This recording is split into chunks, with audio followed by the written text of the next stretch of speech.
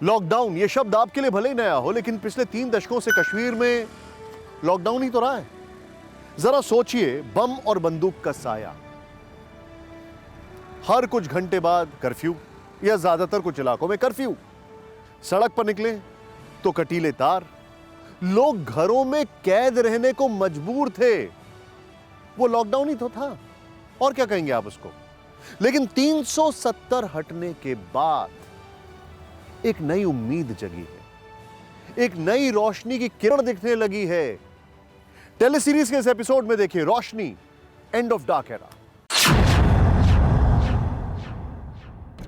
4 अगस्त 2019, वो तारीख जिसके एक दिन बाद जम्मू कश्मीर से धारा 370 और 35A को हटाया गया। पूरे राज्य में हाई स्पीड इंटरनेट 4G सेवाएं बंद कर दी गई। करीब 18 महीने बाद 4G सेवाएं फिर से बहाल हुई तो पूरे राज्य में खुशी की लहर दौड़ गई। ये 18 महीने वो थे जब पूरा देश कोरोना महामारी की तपिश झेल रहा था।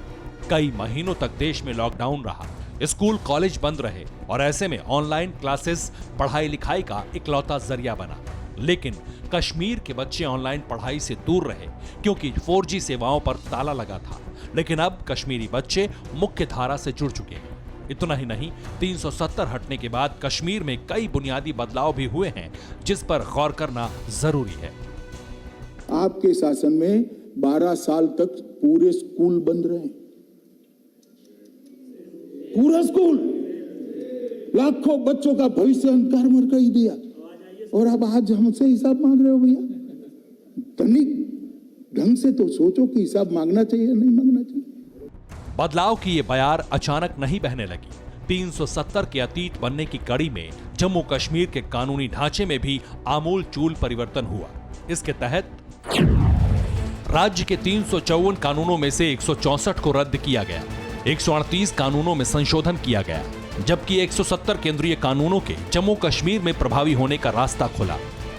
इन कानूनों के प्रभावी होने का असर यह हुआ कि राज्य में कई अहम बदलाव आए। पहले चरण में 10,000 सरकारी नौकरियों को चिन्हित किया गया। 4% पहाड़ी बोलने वाले और 10% आर्थिक रूप से कमजोर तबके को आरक्षण का लाभ मिला। दूसरे राज्यों की तरह जम्मू कश्मीर के सरकारी कर्मचारियों को 7वें वेतन आयोग का लाभ मिला।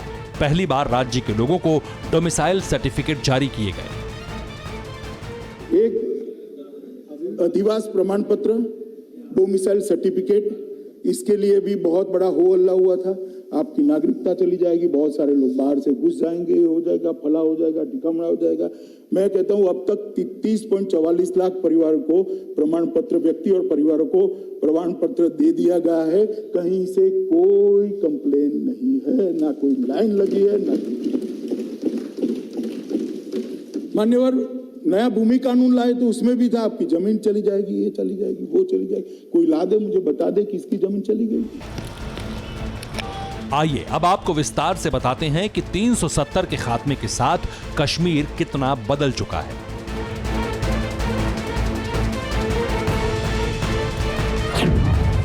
स्थानीय नागरिक के अलावा किसी को जमीन खरीदने का अधिकार मिला। स्थानीय नागरिकों के अलावा किसी को भी सरकारी नौकरी मिलेगी। उपराज्यपाल के जरिए कानून व्यवस्था की जिम्मेदारी केंद्र सरकार की है। संसद का पारित हर कानून जम्मू कश्मीर में लागू होगा। सुप्रीम कोर्ट के फैसलों पर भी राज्य में अमल होगा। जम्मू कश्मीर विधानसभा का कार्यकाल 6 के बजाय 5 साल का होगा। महिलाओं पर लागू स्थानीय पर्सनल कानून बेअसर हो गए। आईपीसी की धाराएं प्रदेश में लागू होंगी। संसद इतनी बड़ी संख्या में कानून बनाए और वो कानून देश के एक हिस्से में लागू ही ना हो, यहां तक कि पहले की जो सरकारें एक कानून बनाकर वह हवाई लूटती थी, वो भी ये दावा नहीं कर पाती थी कि उनका बनाया कानून जम्मू कश्मीर में भी लागू होगा। जो कानून देश की पूरी आबादी के लिए बनता था, उसके लाभ से जम्मू कश्मीर के 1.5 करोड़ से ज्यादा लोग वंचित रह जाते थे। कुछ लोग तर्क दे सकते हैं कि राज्य के लोगों को ये सुविधाएं 370 के रहते भी मिल सकती थी, लेकिन ऐसा तर्क देने वाले भूल जाते हैं कि राज्य पर राज करने वाले सत्ताधीशों ने अवाम को बुनियादी सुविधाओं से महरूम रखा। 370 को कश्मीर का भावनात्मक मुद्दा बताकर पब्लिक को छला गया।